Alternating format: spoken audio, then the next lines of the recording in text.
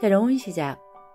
이에 일어나 먹고 마시고 그 음식물에 힘을 의지하여 40주 40야를 가서 하나님의 산 호렙에 이르니라.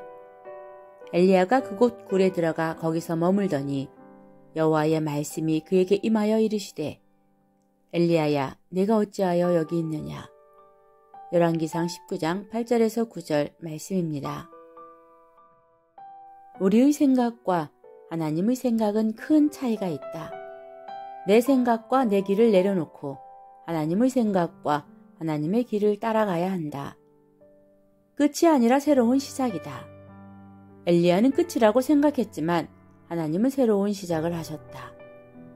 엘리야는 악한 왕 아합과 왕비 이세벨 시대의 북이스라엘 선지자였다.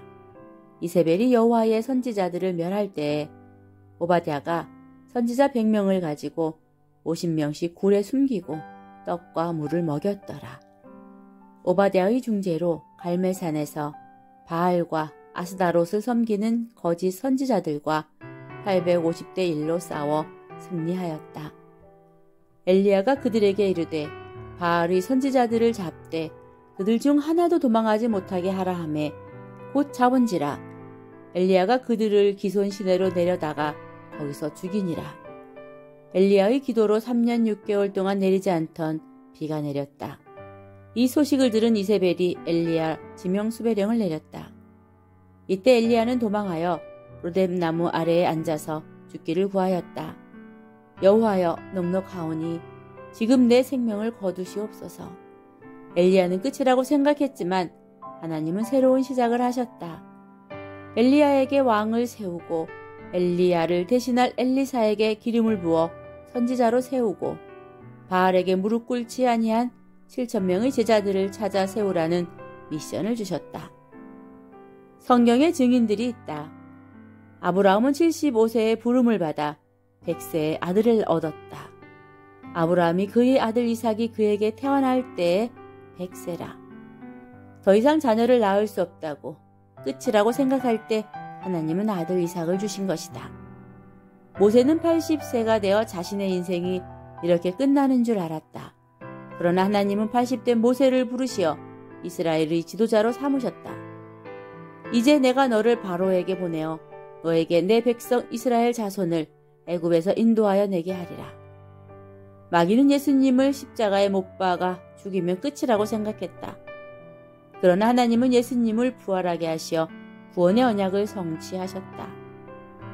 그가 고난받으신 후에 또한 그들에게 확실한 많은 증거로 친히 살아계심을 나타내사 40일 동안 그들에게 보이시며 하나님 나라의 일을 말씀하시니라.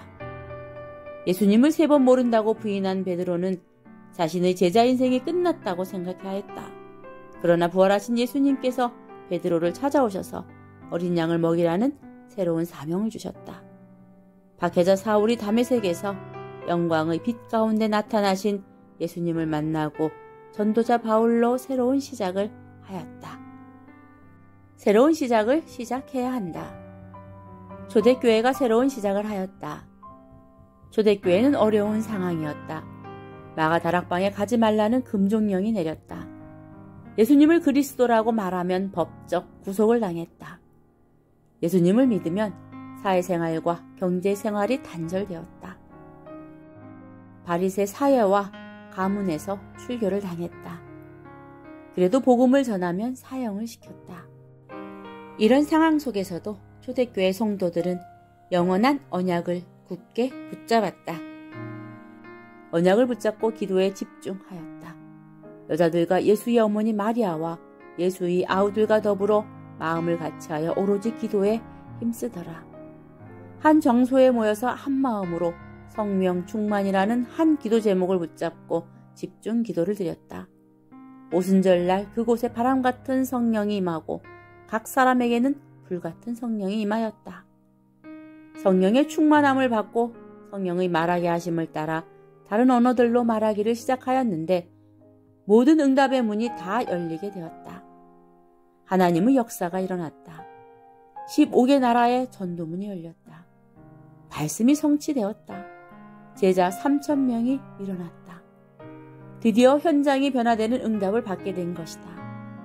날마다 마음을 같이하여 성전에 모이기를 힘쓰고 집에서 떡을 떼며 기쁨과 순전한 마음으로 음식을 먹고 하나님을 찬미하며 또 온 백성에게 칭송을 받으니 주께서 구원받는 사람을 날마다 더하게 하시니라. 우리는 초대교회의 모습처럼 언약을 붙잡고 기도함으로 새롭게 시작해야 한다.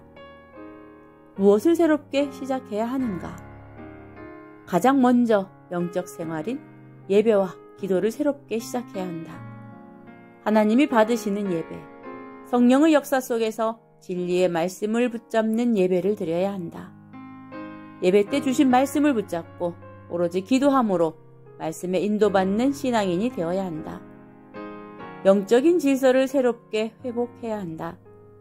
사랑하는 자여, 내 영혼이 잘됨 같이 내가 범사에 잘되고 강건하기를 내가 간구하노라.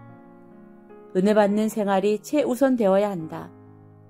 은혜 받은 만큼 일도 되어지고 건강도 회복된다는 사실을 명심해야 한다. 전 성도들이 성경적인 전도운동을 새로 시작해야 한다. 그들이 날마다 성전에 있든지 집에 있든지 예수는 그리스도라고 가르치기와 전도하기를 그치지 아니하니라. 모든 성도들의 현장에서 복음의 말씀 운동을 통해 영혼을 구원하는 사역이 날마다 일어나야 한다. 교회 훈련 4가지를 새로 시작해야 한다. 학습이 아닌 진실함과 영혼을 사랑하는 마음을 가지고 살리는 준비가 항상 되어 있어야 한다. 하나님은 천하보다 귀한 한 영혼을 준비된 교회와 준비된 사람에게 붙여주신다. 은혜로 주신 직분에 대한 감사와 헌신을 새롭게 시작해야 한다. 사람이 마땅히 우리를 그리스도의 일꾼이요 하나님의 비밀을 맡은 자로 여길지어다. 그리고 맡은 자에게 구할 것은 충성이니라. 또한 따로 시간을 내어 자신의 전문성을 쌓는 일을 새롭게 시작해야 한다. 대부분의 사람들이 어려움을 당하면 이제 끝이라고 생각한다. 그러나 하나님은 그때 새로운 시작을 하신다. 지치게 하고 포기하게 만드는 마귀의 전략에 속지 않고 초대교회 성도들처럼 언약을 굳게 붙잡고 새롭게 시작하는 한 주간이 되기를 바란다.